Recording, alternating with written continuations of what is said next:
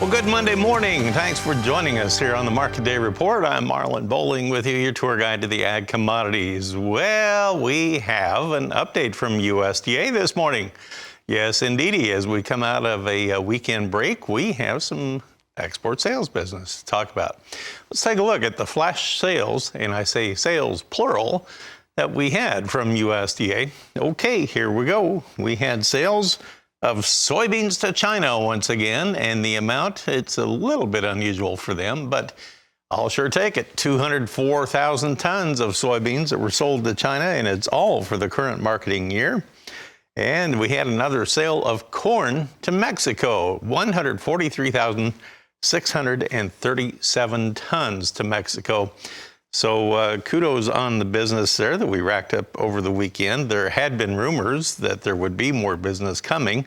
I don't know if this is it or not, or is there maybe more to come yet to analyze that and probe that thought. Excuse me, let's bring in Brian Hoops, president of Midwest Market Solutions. He's in Springfield, Missouri.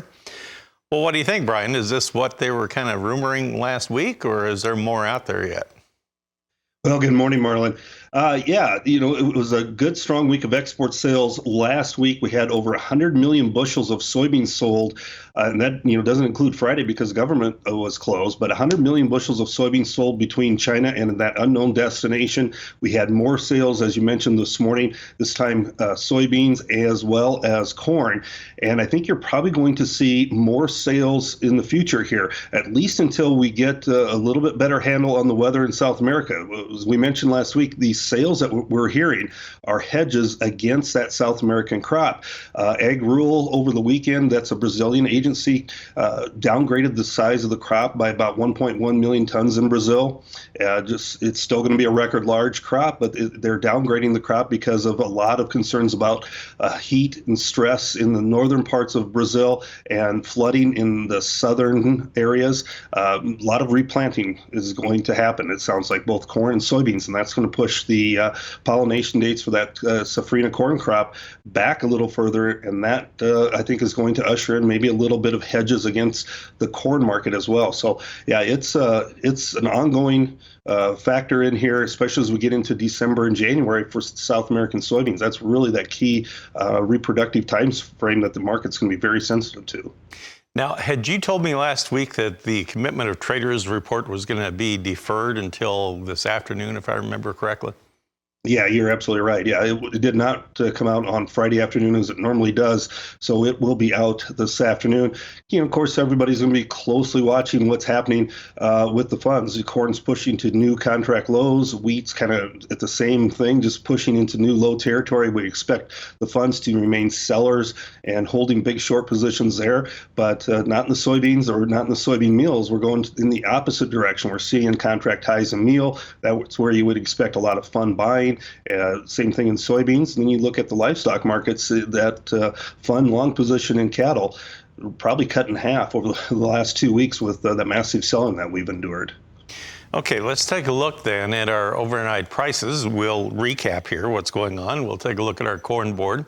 Quotes are from bar chart, of course, and here we go. On the December corn, 1 3/4 lower this morning at 462 1/4. Now, we'll see if they change their tune once we get the market opened up here. We have the March down 1 1/4 this morning.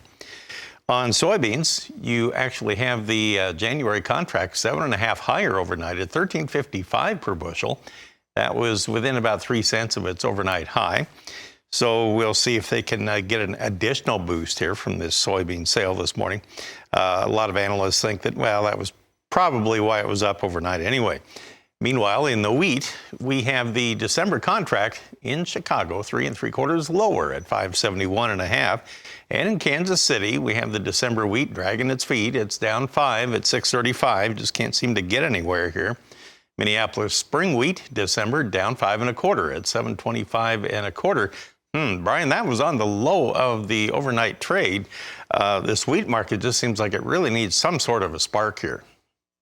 Yeah, it really does, Marlon. We saw kind of a 1 week or 1 day rally, rather, a 20-cent short covering rally off of some additional bombings from Russia when they hit a port in Odessa and hit a ship as well. That was just a very short-lived rally. The market is kind of desensitized to what's happening in Russia and the Ukraine because it's not resulted in any export business whatsoever for the U.S. market. And we're at that time frame where we should be exporting some wheat as we go into winter wheat dormancy, and here we're going to kind of take away any premium that we need to put into the market because of that. So we're left with trading exports, and they're at 50-year lows right now. So that wheat market's going to struggle, I think, and just kind of around these low levels, trying to find that price level that will stimulate some demand.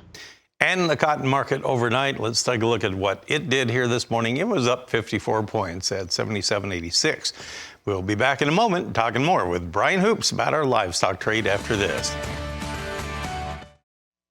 All right, let's go back to Brian Hoops and talk a little livestock trade here. Brian, I want to take a look at the livestock summary that we had from last week as we've wrapped everything up and took a look at the rearview mirror, if you will.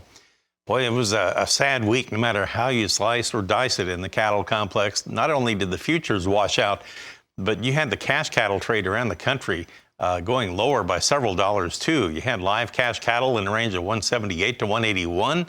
Dress basis cattle 280 to 287. I believe in both cases, if I remember right, they were like $4 to $5 lower. Cash live hogs Friday afternoon, they were 22 cents higher across the country. However, carcass basis hogs in the country, they were down $1.06 at 65.95.